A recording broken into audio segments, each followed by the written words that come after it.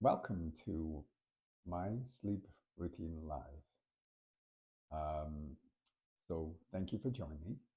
As if you were with me on the program yesterday, you may recall that I was fighting for a cold. And last night was one of the night that for some reason, I was coughing nonstop. So, um, so I got into the situation that I was tired and but I couldn't sleep. Um, that actually remind me of a topic that I want to share with everybody that I did research on. There are people, perhaps you are one, or currently or in the past. Hopefully, you learn this for the future. You have ability to take control of it. Is that they are tired and they're exhausted. They want to sleep, but they just cannot sleep.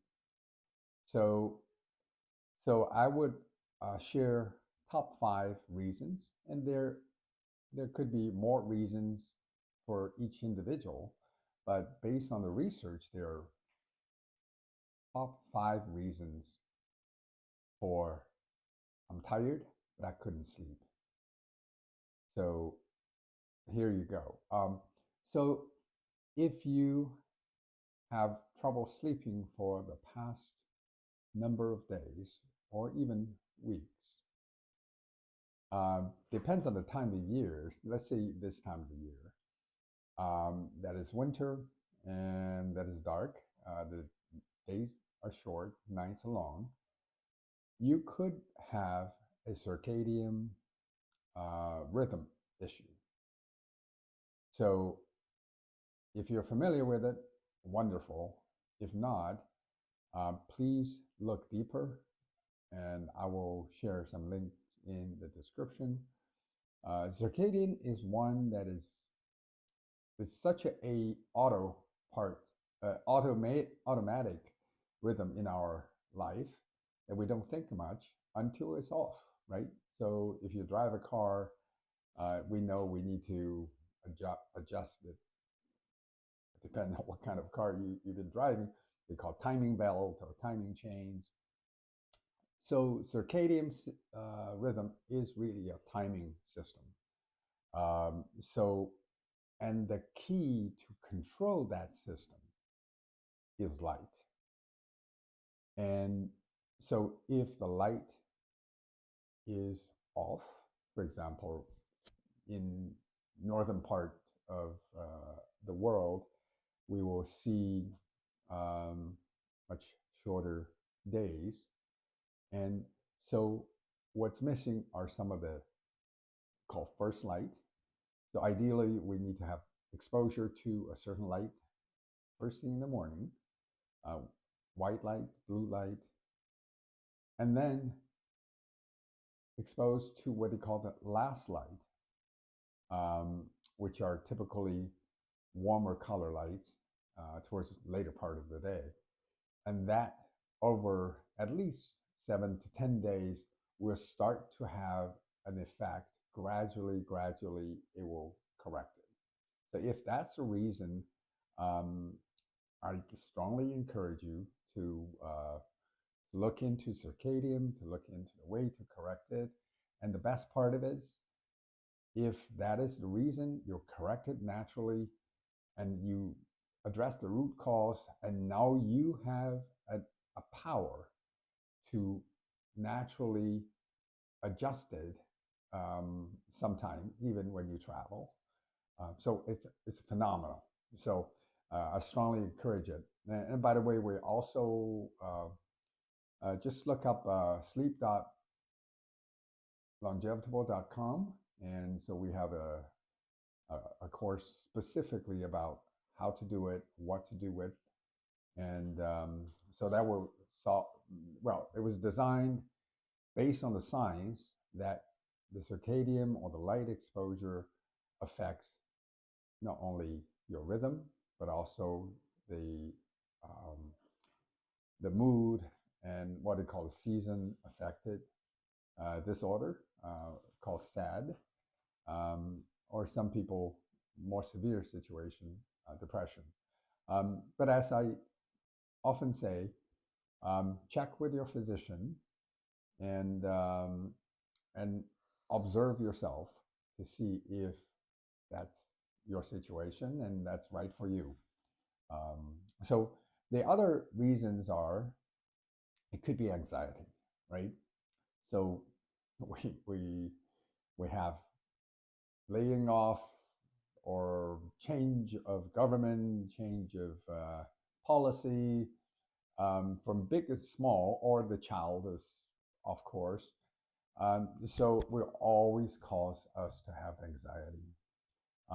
So some anxiety will hit us in a way that we don't know it during the day, but you lay in bed awake and worry at night.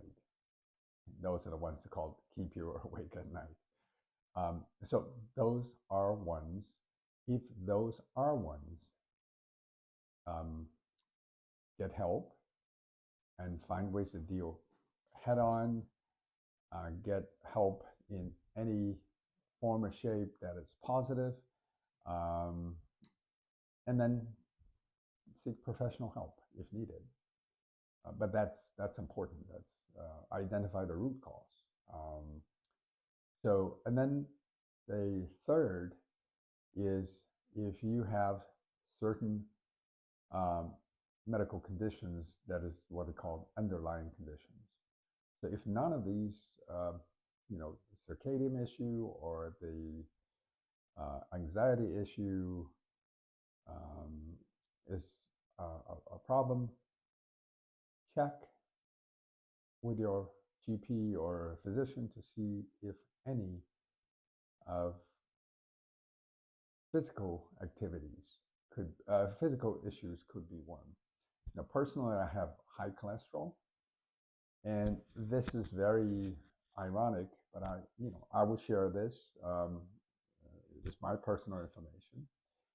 One, I use medication to control cholesterol, but when my cholesterol is out of control, I actually couldn't sleep. So, so that's just an example, right? But that's a real life example. And when my cholesterol under control, I actually sleep better. So those are the top three. And for other ones that are there, you know, we often overlook, right? I have a client that watches TV 2 hours in bed right before sleep, and she said, I couldn't sleep. For me to sleep, I just have to take a melatonin, and so for me to sleep. And to a person who's done it for a long time, and that is something kind of she's getting used to. She doesn't see that could be the potential issue for her sleep issue, right? So when I work with her, she actually um, realized the issue and then make adjustments with the timing, with the use of red light, use of a blue light blocker, and so a whole list of issue. Um, she's now could sleep without taking melatonin and could sleep longer and through the night. It just so it's there's a lot of benefits to it. So that's the fourth issue, and the last one is people some people tend to have a late cup of coffee or cup of tea, late in the afternoon. Depends on your metabolism.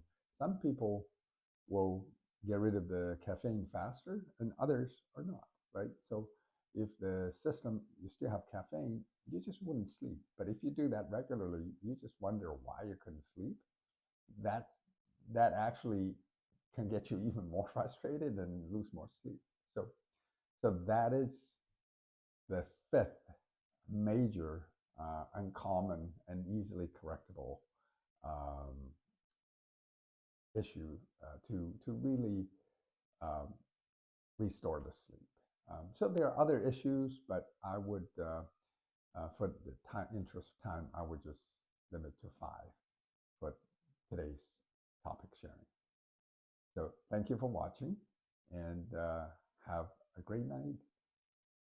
And I will continue with our regular session